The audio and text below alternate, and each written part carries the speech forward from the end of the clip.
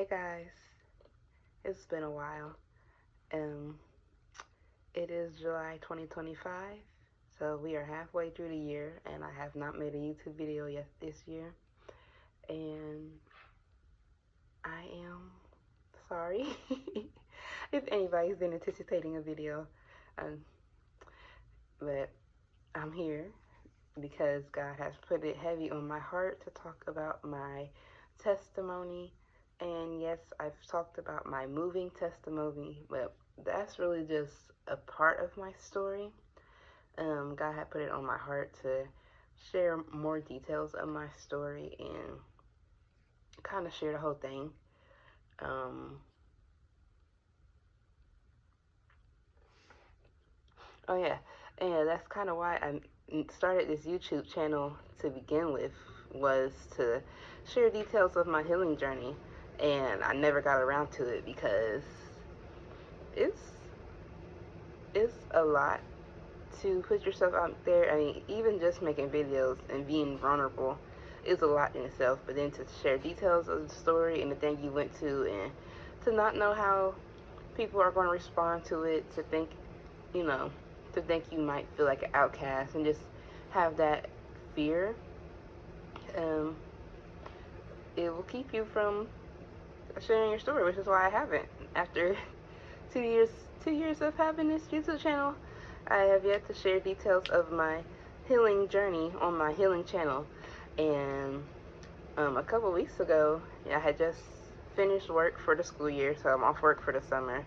And I was just kind of in a weird space. It's my first summer in Greensboro, so I'm away from my family and everything. And I was feeling sad, I guess. I was just in a funky place. And God directed me to go to a park. And when I was there, you know, in nature is one of my favorite places to go connect with God. So when I was there, I was just able to like have some self-reflection time and show some gratitude, because I am living in so many answered prayers right now, and you know, God has been faithful. God has kept me through so much, has brought me through so much. So in that time, God put it on my heart, like, okay, there's still something I need you to do. Like, you still need to share your journey. And I've been putting it, that was a couple weeks ago, so I still put it off a few more weeks because I needed to kind of balance my thoughts. Like, okay, I'll share my story, but how do I share it? What parts of my story? Where do I start? So, this is a healing channel. I am not here to trauma dump. I am not going to give you all the nitty-gritty details, but I simply just want to talk about my journey, where I've been and where I overcame. It's pretty late in the day. It's already like about 3, 4 o'clock, so I am going to have to go leave to get my son soon.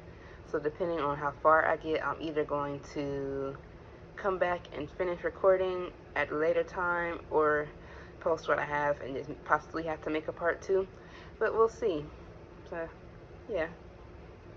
I would say my story starts when I was 5 and I lost my brother. My 4-year-old brother had passed away when I was 5 years old, and that kick-started what turned into my life. I became very anxious after that. I felt like my nervous system just never calmed down after that.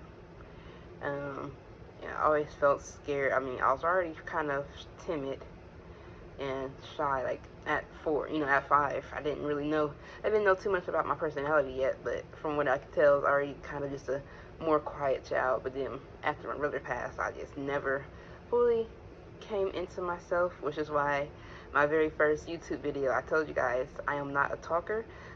I never have been. Like, I've always been quiet, always been standoffish, and I owe a lot of that to my brother passing away and the anxiety that came with that. Now, being small and being in a constant state of anxiety put me in depression. I experienced childhood depression, and I was very sad a lot of the times, and I felt very lonely a lot of the times, and I feel like they teamed up. Like, I was always anxious, so that kept me in a state of anxiety.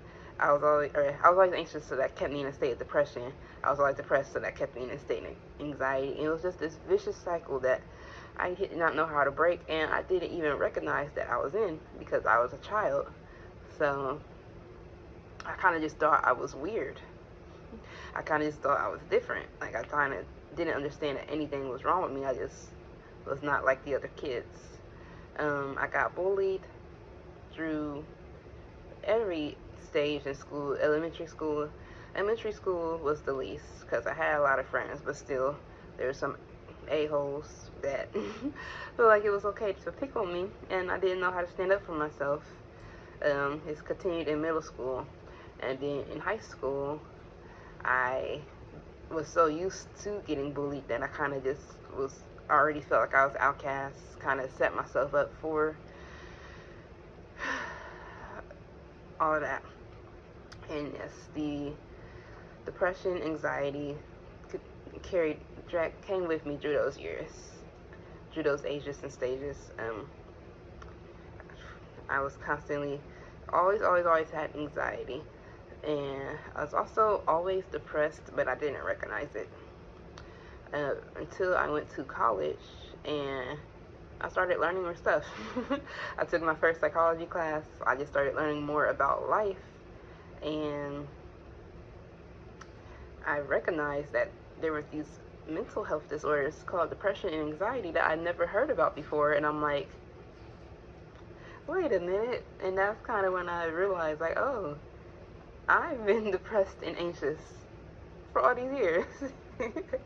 But I do want to go back and talk about my spiritual path too, because that will play a role later in the story. So my parents didn't really go to church. They said they was Christian. My mom will tell me now that she was very Christian when she was younger, around her 30s. And I kind of remember, I kind of don't. But, life happens, and sometimes you stray across your path. My dad, he was raised in a Christian household, but he was also, had went through a lot, just losing, like, obviously they lost a child, and just losing a child will kind of keep you from God if you let it, and, other life stuff. So I didn't really see two religious parents. I didn't have that. However, my dad's side of the family was very religious, and I wanted a connection with God. I often felt like I was missing something, and I felt like God was the answer. I started going to church in high school with my aunt and cousins and uncle, and that was,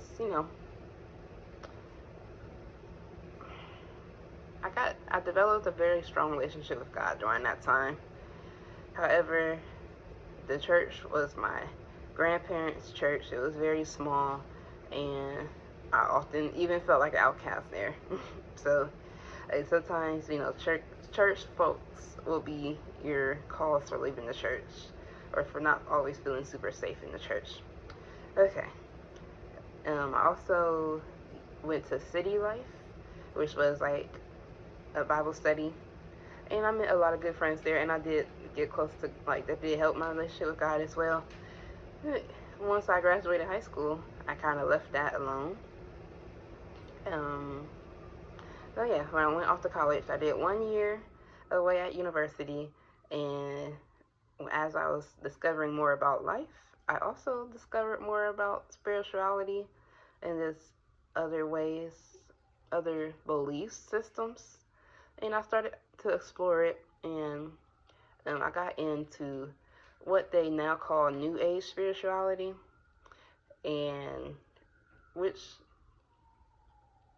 I've learned a lot of truths from New Age spirituality. However, it took Christ out of the center. Okay, so yeah, in college I learned that I was depressed and anxious. However, I still didn't take the right steps to work on that. I thought just knowing was enough, not understanding that, okay, you're depressed, you're anxious, now you need treatment to work through that. And I think, just growing up, I had hoped that my depression and anxiety would just leave. I thought that was something of my childhood, that it wouldn't follow me into adulthood. However, anybody who's dealt with childhood depression and anxiety, you know that's not how it works, right? Um, child, um, childhood depression and anxiety is probably the leading cause for adulthood depression and anxiety. Like it just, you gotta heal it. You can't. It's not just gonna go away. So, as a young adult, I badly, badly, badly just wanted to be in a relationship. I thought having being in a relationship, having a person would fill voids for me that I felt within myself. So I placed a lot of my energy on that. I also felt good with accomplishing things. Like I thought if I accomplished certain things, certain goals, that I would be happy. I thought accomplishments were equal to my happiness. But with my anxiety and depression, I had low self-esteem and I was very afraid of failing. And because of these things, I often thought that I could not do it, that I was incapable of the goals I was trying to reach, which more often than not caused me to self-sabotage, which would then lead me into more depression because I felt like I wasn't good enough and that I was never going to accomplish the goals I set, and blah, blah, blah, which is why I only attended 1 year at university.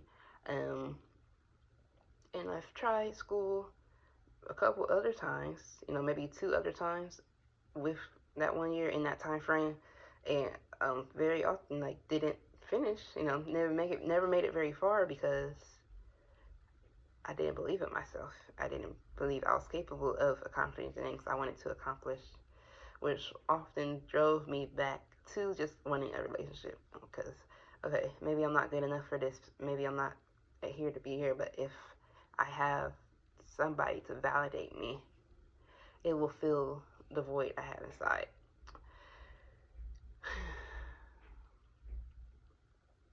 So, constantly wanting a relationship led me to accepting less than what I was deserving of. What was I deserving of? I didn't know. I was a person who barely knew myself.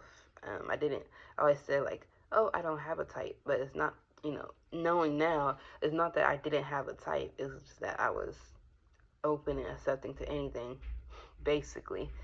Like, I was,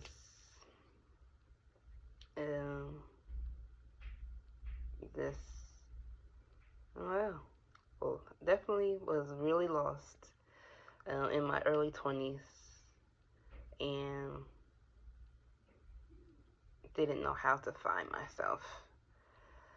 The year 2020, I turned 24, and this is very key because this is when things started to shift for me. Obviously, the year 2020, COVID hit. We went on quarantine. I still worked. I was essential, but life still definitely changed. We all know how quarantine changed the dynamics for a lot of people, and for me, it changed very positively. I know I started working out and I dropped some weight that helped me boost my confidence. I also just spent more time with myself. I started learning myself. I was laying in bed one day and I was trying to recall, I was just trying to visualize my face. I don't know why. I don't know what I was thinking about where I was trying to visualize myself, but I couldn't. And that was a big red flag because I'm like, why? When I lay down and try to think, try to see me, I don't see me. That's not weird. That's not normal. And that was when I realized dang, do I really not like myself that much? I don't know what I look like. So I started going in the mirror. And first I just started with going in the mirror and looking at myself and just studying my face. And then I added affirmations. I started saying, oh, you're so pretty. Oh, I love your face. Just anything. I started speaking talking nice to myself, and that was a definite confidence booster. Like I said, spending more time with myself, trying to see what I really like. I started doing a lot of yoga. That was my yoga year, and I felt okay. I felt grounded. I didn't feel so anxious. And August of 2020, my grandfather passed away, and my heart shattered. My heart broke into pieces.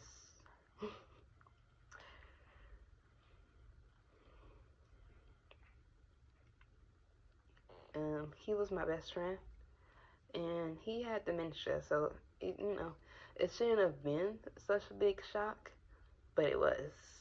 I lived with my grandpa. I was actually the last person to see him alive, and nothing in a million years would have told me that he was going to pass away the next day.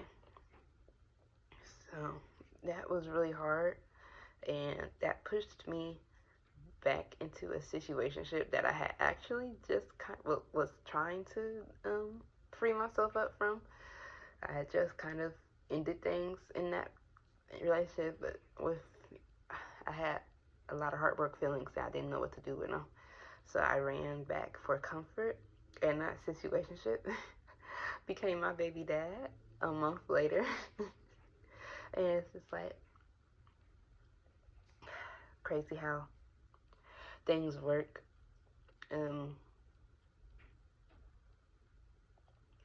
Discovering I was pregnant brought me some peace to my heartache. It was like a silver lining.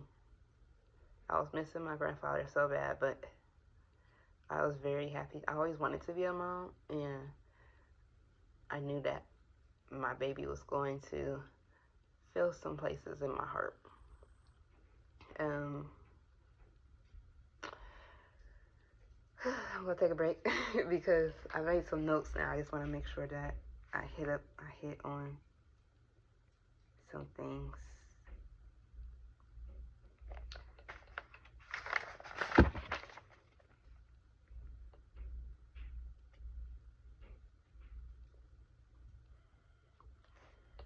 So yeah, I guess I'll just review. My brother passed away when I was 5. It led me into a constant state of anxiety, which led me to depression, which caused me to be seen as different and get bullied. I suffered from low self-esteem, which then led to more depression. And I wrote in here it was undiagnosed, not picked up on by parents or teachers, and I kind of feel like in so many ways they failed me because, obviously I didn't know I was depressed and anxious at that time, but me looking back, I'm like, obviously I needed more help than I was, more help than I was given, and I always talk about how I felt unseen, and like that is a big part of it. How did I constantly was in a counselor's office, but nobody noticed that I kind of probably needed more help, probably needed outside resources, probably needed, if not medication, a therapist, but I digress. Depression and anxiety continued into young adulthood, not understanding my worth and settling for less, meaningless relationships, heartbreak cycles, value in accomplishments, fear of failing, self-sabotage, hard time finishing what I started, more heartbreak, depression, and sadness. And that's actually where I stopped my notes, because at that part, it just was an overwhelming heaviness. And this is kind of a weird transition. So I go from being just a single person to being a mom, and quickly my whole life is about this little baby that I'm about to bring into the world. And I was very, very, very excited for. However, I did not know when I got pregnant how my role was about to shift. You don't know until you know. So I went through my pregnancy, and like I said, my baby brought me so much peace and joy. So I went through little bouts of depression while I was pregnant, which I was grieving. You know, my grandpa had just passed away, so I was still grieving. Also, I still had depression. So I didn't really contribute my bouts of depression during pregnancy to too much, other than, you know, normal hormones, normal Imani stuff, because I feel really heavy. But I didn't, you know, think, oh, I have prenatal depression. My son was born in 2021, May of 2021, and I will tell you, my son being born was proof that there is a God, and proof that there was a God outside of me. This how amazing my birth experience was to the moment he touched the ground. Like, I feel like I felt the world stop. I feel like time paused in that moment, and yeah, it was beautiful. It was amazing, but it also brought me back to, okay, if I ever questioned if there was a God, there was no more questioning. My son was born. I was very happy, very, very blessed. He was a healthy baby. Around 3 weeks in, I started to feel, I called it the baby blues. When I talked to my midwife, you know, they came for the 3-week appointment. This is why I know exactly when it was, because it was my 3-week appointment, and I told him, like, yeah, I'm feeling some baby blues, and honestly, I was tired. I was crying, I was crying so often because I was not getting no sleep. My baby was exclusively breastfed, and I was tired. He was keeping me up. I felt like every time I would start to fall asleep, he would wake up. I was still living at my parents' house, and they would try to help when they could, but they couldn't take my boobs off. And then, like, I remember expressing to my mom, like, okay, I'll pump, but y'all have to know how to, you know, defrost the milk, make the bottle. And she's like, no, you gotta make the bottle. I'm like, why would I make, if I'm gonna make the bottle, I'm just pulling my boob out. Like, that's not helping me. And I was tired. His dad, because, I would say because I was still living at my parents' house, his dad was barely coming around, but I'm not gonna blame that on me living at my parents' house, because I moved out 3 months later, and his dad was still barely coming around, so, but it was definitely more tension while I was living at my parents' house, so, and it was just a big shift to go from a single childless lady to a mother. And so I called it the baby blues. I moved out when he was 4 months old, and the baby blues turned into full-on postpartum depression, which it probably already was postpartum depression. I just wasn't calling it what it was because I didn't want to claim that. You know, and I'm very used to hearing that I over-exaggerate, so it was hard for me to really see things for what they were. And it actually wasn't until the month later, so my baby was he was either 5 months or heading towards 5 months, and we were at home alone, and he was crying, so I started crying, and I remember I was crying so hard that it was scaring him, and I remember feeling terrible that I was scaring him, but also feeling like I needed everything in that cry. Everything about that cry was needed. And then in the same month, I remember walking home from somewhere. So I don't know. I must probably caught the bus, and I don't know where I was coming from or why, but it was this overwhelming paranoia that somebody was following me, and I've spent so many nights like that. So many nights just feeling so scared and anxious that somebody was trying to kill me. The postpartum paranoia is real, and it is scary because, like, you know, I'm a single mom alone with my child, and I feel like somebody's trying to kill me. So also, not only do I feel like I need to protect myself, I feel like I need to protect my child. It was too much. I ended up spending a lot of nights at my parents' house because of that, because I was so scared of being alone. And yeah, the postpartum, it definitely came in cycles. There were some days better than others, but obviously towards October, November, December, we have seasonal depression. So the seasonal depression mixed with my postpartum depression, I was just full depressed. And finally, my doula, she gave me one of those like postpartum questionnaires, and I, answered the questions for her. And she's like, honey, I can't diagnose you, but I think you might have postpartum depression. And I was just like, I felt numb when she said it, but I'm just like, finally somebody sees it. Now tell me what to do now. So I sees it, but I don't know what to do about it. I don't know how to break out of it. And I didn't know how to talk to anybody about it. I didn't know what to do for myself for it. All I knew is I had this child, and I needed to take care of him. But I felt like shit every day. I felt scared, anxious, paranoid, sad, angry, postpartum rage. I hear about now all the time on TikTok, and I mean, all of it. So,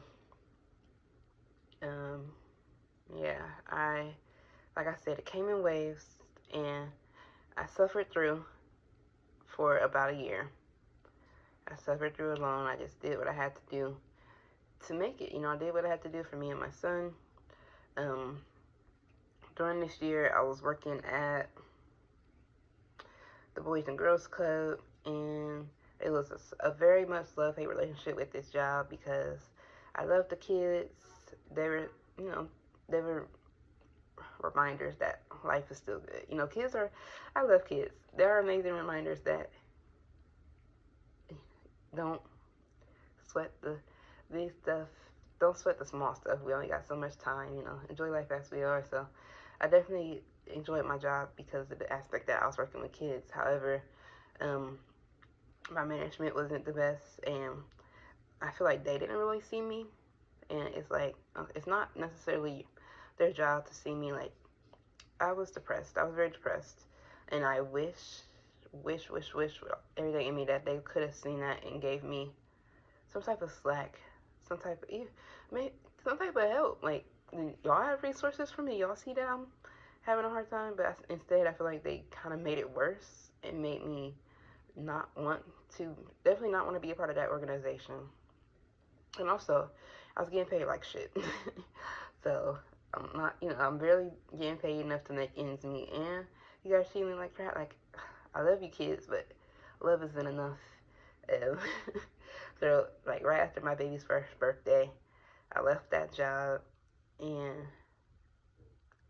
that's kind of like a climate point in my postpartum.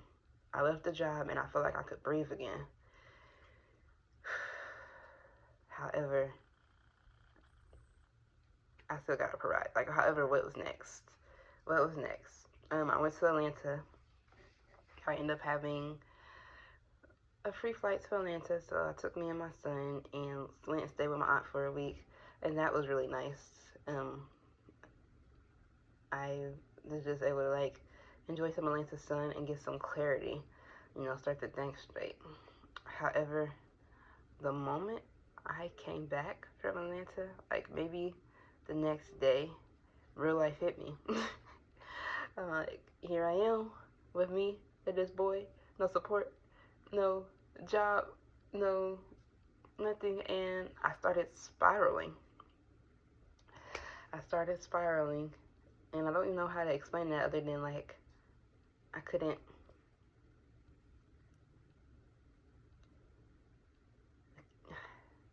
find grounding. I guess it's a good way to say it. Like, I had no idea what I was going to do, and no idea how to go about it. And I was just all over the place, in a sense.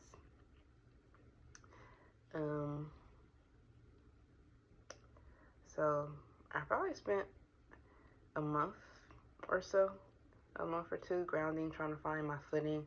At this time, me and my child's father was fighting a lot. It probably just from his lack of help, his lack of support, because I needed it. Here I am, crashing and burning, trying to support our child, and I'm left alone to do it. So, yeah, um, I was I was all over the place, but in October of that year, sorry, let me take out a year. This had to be 2022. So October 2022, I got some tickets to see Giveon. Giveon? Did I say his name? And I'm a concert person, so I just love me a show. I didn't even know too much of his music. Like I knew maybe one or two songs, but I love me a good concert. I had 2 tickets. I asked my best friend. I was like, "Hey, you want to go see Giveon tonight?" And she's like, "Heck yeah!" And it was just one of those beautiful, perfect, magical nights where it felt good. It was one of those nights that felt good. We went. She always down the drive, which is why we go together so bad because I actually hate driving. So like, she drove. We had a couple drinks, and we vibed out. We vibed out to this man's music that we barely knew, but it was just a vibe, and it was a great night. And I think for the first time in months, I just felt like I could. I want to say I felt like I could breathe, which I feel like I keep saying a lot, but that's because the nights that weren't like that, I felt like I was suffocating. So it was good to just breathe easy. And we had a great night. I went and picked my son up from my parents' house, took us home, and went to sleep. And the next day, I woke up and I was in good spirits. And I went out I was going to take my son to the park, and my car had been towed. And I feel like that was just like the biggest slap in the face. Like, oh my gosh, here I am having awesome nights, thinking like maybe this is my turnaround, and then it wasn't, but it was. Cause that moment there was my turnaround point, which is why I felt I needed to share it, because I knew even in that moment. I remember I wrote in my journal, and I was so mad. I was mad at the universe. I was mad at myself. I was mad at my parents because they made me feel more like shit. But I went and I wrote in my journal like, I don't know what life is doing, but this is my turnaround point. So yeah, I got a job. I got a seasonal job at Pandora, and I got my car back. Shout out to my dad. Got my car off the lot for me. And I just spent. Oh, I got into a giant fight with Ezekiel's dad, with my son's dad, and he ended up blocking me, and that like hurt my heart, because like, damn, it's one thing for us to fight. Like, we fight all the time, but I have your whole son. Like, what if I actually need you? What if anything happens and I actually need to reach you, and you got me blocked? So that had me like salty and upset, but also knew like that was, in that moment, things were changing with us too. Like, things were shifting, and sometimes things have to break down to build up, right? So I spent the next month and a half just going to work and crying. I spent a lot of this time crying. Like, I'm a big crier, but I feel like there's a difference between crying for sadness, crying because you're sad, and crying to release. So I spent a lot of the next 2 months crying to release. I was letting go. I was trying to let go of the things, of the mindsets, of all the stuff that I wanted to leave behind. And I was trying to open a door for new. And my job at Pandora was seasonal. I don't know if they would have fired me. I might have been able to hang around beyond the season, but I didn't want to. I was very much over that job once it started. Not because it was a bad job, but just because I did not want to, like, that was not the job I was looking for.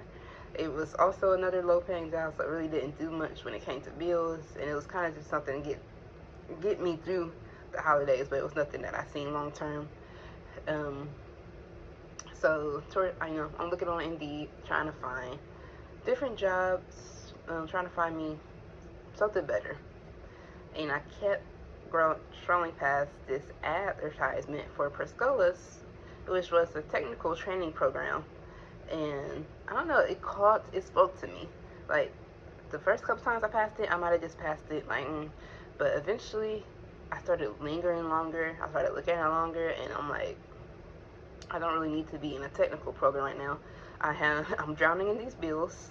I need something that's gonna pay. Like, it kept coming up, so I was eventually like, okay, well, let me look into it. Okay, well, let me do the application. Okay, well, let me go to the orientation. And even though I felt kind of adversity at each step, it was like a freaking seven-step process to enroll. I felt a calling greater than the adversity I was feeling. So I ended up enrolling, and they had a program particularly for black women. It was black women in tech, and I'm like, I don't know, it was just so, I didn't even realize then what that would mean to me, but it definitely changed my life. I enrolled, and obviously up into, like, I went and picked up my equipment one day. I was super nervous because the place was downtown, and I wasn't at that point in my life. I was not used to, like, I was used to driving on the east side of Columbus. I did really not like to go past my limits of that.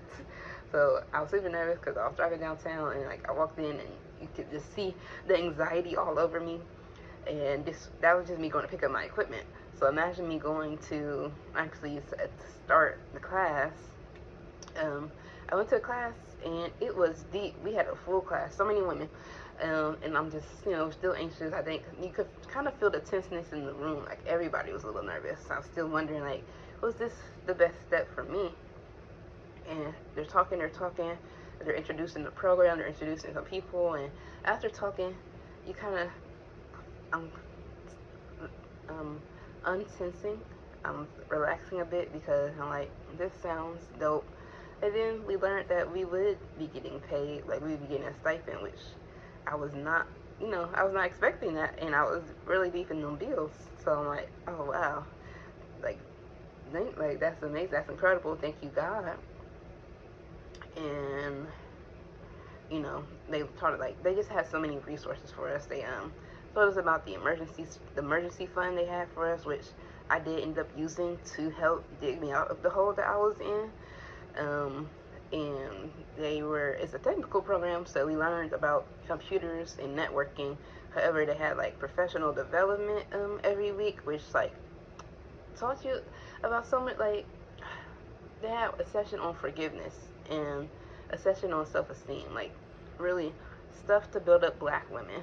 And yes, so I went through this program. It was about 4 months. I loved it. I loved being surrounded by black women every day, like, and just black women that didn't expect anything from me. A black woman that just wanted to see me succeed, wanted to see me give my best, but understood that my best was going to look different every day. It was like a freaking 180 from what I had came from working at the Boys and Girls Club. And I couldn't, like, my soul needed that so badly. And that really helped lead to me into my healing. I connected with therapy through somebody from Priscilla's. Like, she had therapy connections, so I ended up getting therapy and completing Priscilla's, just like boost my confidence again. It let me feel like I could do something. Like, I was like, yes, it was incredible, but that's where things started shifting. So from there, I graduated from Priscilla's. I got a job in tech. I started making real money, like, no more freaking living paycheck. Well, I guess I was still kind of living paycheck. Not really, though. I definitely had way more wiggle room. I was comfortable. I wasn't stressing about my finances every freaking week. I wasn't trying to steal freaking raspberries out the grocery store because that's what my son liked. I couldn't afford them. I wasn't stressing over pumping gas. Like, I was in a space where I could, like, handle what I was doing, and that felt amazing to come from somewhere where I couldn't. just a couple months ago, I was not in that space. So just to see how my life had changed so quickly, but also like within myself, I started writing poetry again, which is something I had did as a child, like as a teenager, as a preteen, and stopped. And yeah, I started writing again. I got real intense on my healing journey. Like, I started therapy and I took therapy real serious, and it helped because I loved my therapist. She was a black lady. She was so sweet, and she seen me. She made it known often that she seen me, she heard me, and that. So I started like that. I just felt safe. I felt safe to start healing for real. And yeah, a couple things. I would during this like healing time, I listened to a whole lot of high vibrational music, which I felt like connected me to God.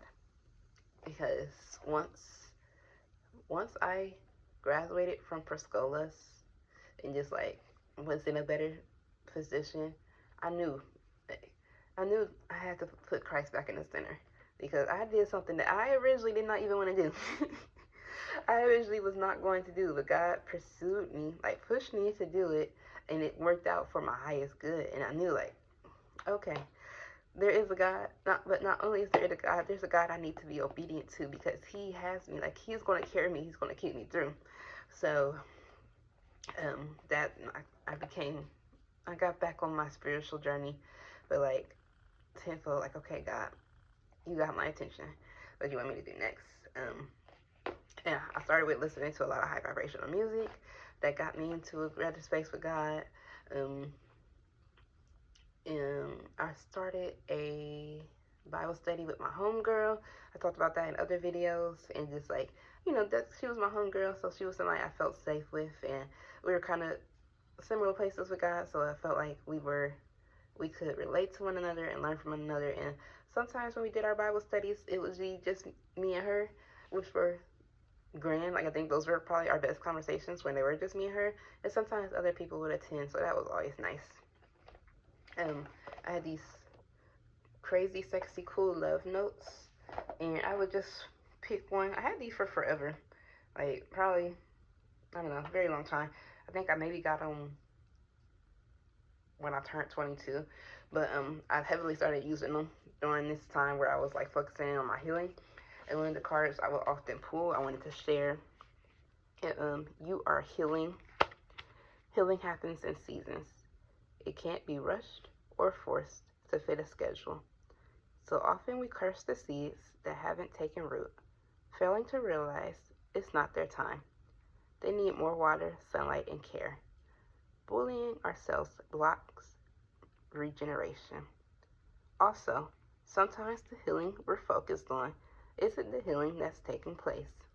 There's a much deeper healing going on. Be patient, dear one. You are healing. So yeah, I would get this a lot, and often the line that says, sometimes the healing that we're focused on isn't the healing that's taking place. There's a much deeper healing going on. I feel like that was true, like, because obviously when I was going through this healing journey, I just wanted to stop the postpartum. I wanted to stop feeling like crap from postpartum depression, and not even recognizing that I was healing the years and years of depression and anxiety that I had stuffed away. It wasn't just, and that's why I couldn't just turn it off. I wasn't just healing from it overnight, but I took my time with it. It happened in a season. It was not overnight. Sorry, it was not an overnight fixed. And yeah, so yeah, I took my healing journey very seriously from that point on. I knew I had to. I knew to be the best mom, but also to be the best self and the best person to me, I had to take my healing journey seriously. I did a lot of self-reflection. I was always been a heavy journaler, but I got more consistent with journaling, so I could go back and read and self-reflect and put my thoughts out and not feel like I was spiraling. Like, if I ever did feel like I was spiraling, I could put what I was going through out on paper and kind of process through it. And yeah, So, January of 2024, my grandmother passed away, and it was a similar heartbreak to losing my grandfather, but a different one because me and my grandma wasn't as close. And my grandma, she is an amazing lady. She loved by so many. She was awesome, and we just weren't as close. And so that alone, left me feeling like sad. Grieving the relationship that could have, should have been. Um, so yeah, that caused me to kind of dive deep into that. Like, okay, well, why weren't you and grandma so like close? Like, what happened there? And I started digging into my childhood and just thinking about all the things, all the times I kind of felt like an outcast or the black sheep, and my mom's relationship with others, and how that reflected how that influenced my relationship with others, and everything under the sun, you know. And I had this kind of collage of quotes and stuff that was hanging on my wall at the time, and I remember looking directly at this one I want to share. May you get to a place where your personal transformation is no longer driven by self-shaming, but where it becomes a natural expression of your open heart, yearning to love all the parts of you, especially the ones you've been conditioned to see as unlovable. I read that and I started bawling, and I was already crying because my grandma just died. But I was bawling because I felt like I was finally here. I was finally at a point where I no longer wanted to shame myself for the inevitable. Inevitable. I did not want to shame myself anymore. I honestly, truly just wanted to learn myself. I wanted to understand myself. Why have I felt this way? Why did I do this and why did I do that? Like, I wanted to know why. And I don't know, that was just beautiful to me, to not, to not bully myself, to not be mean to me. Like, I spent my whole life dealing with bullies. I'm in a place where I'm not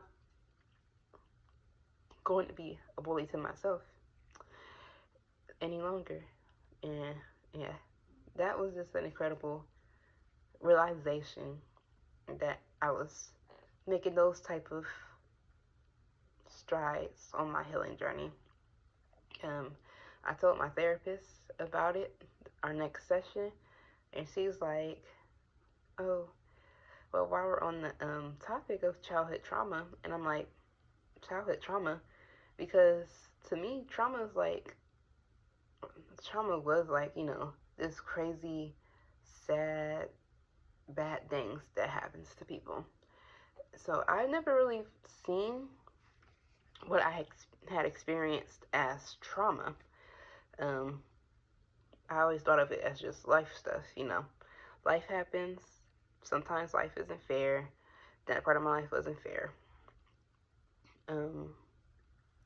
However, she shared with me that trauma is just too much, too soon, too fast. And I was like, because yes, absolutely yes. And being able to look at trauma from that perspective just gives me so much more compassion and sympathy for myself, because little Imani, that was a lot for little Imani to take on. So yeah, I don't know, just it was a mindset shift to like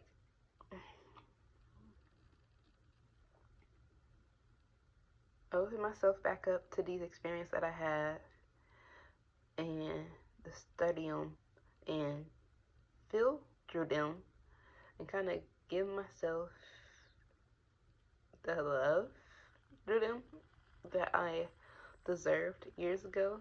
But It's never too late.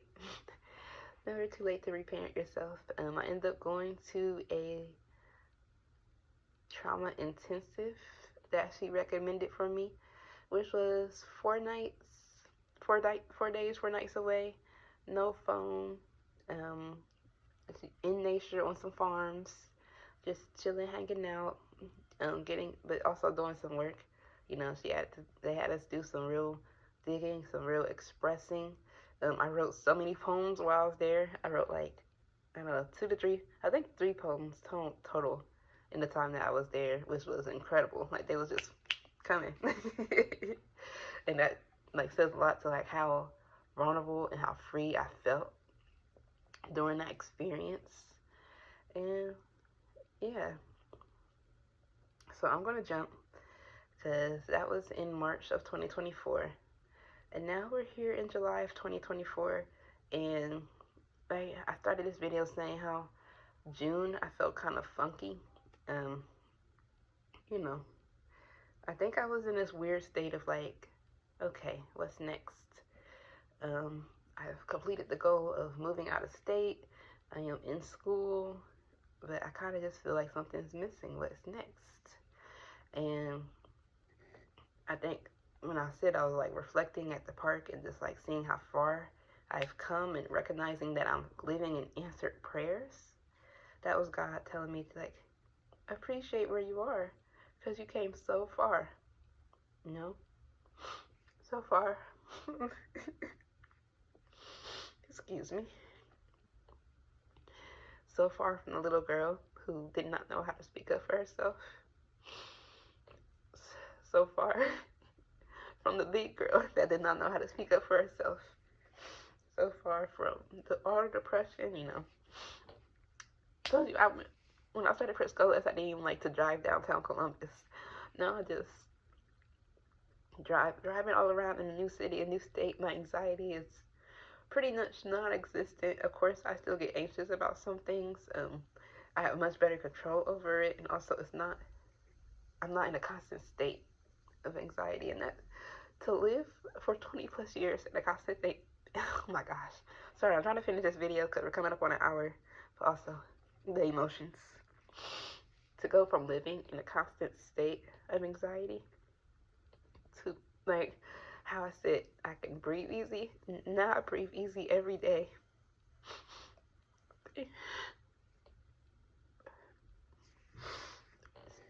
So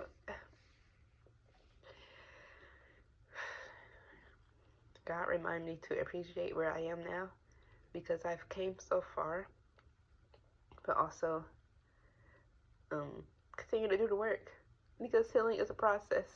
Healing happens in seasons, like the card says, and it is never truly done. There's always more to do. There's always more of yourself you can learn. So that's where I am. I'm trying to find a balance between loving this life that me and God created together and continuing the journey, continuing my divine assignment.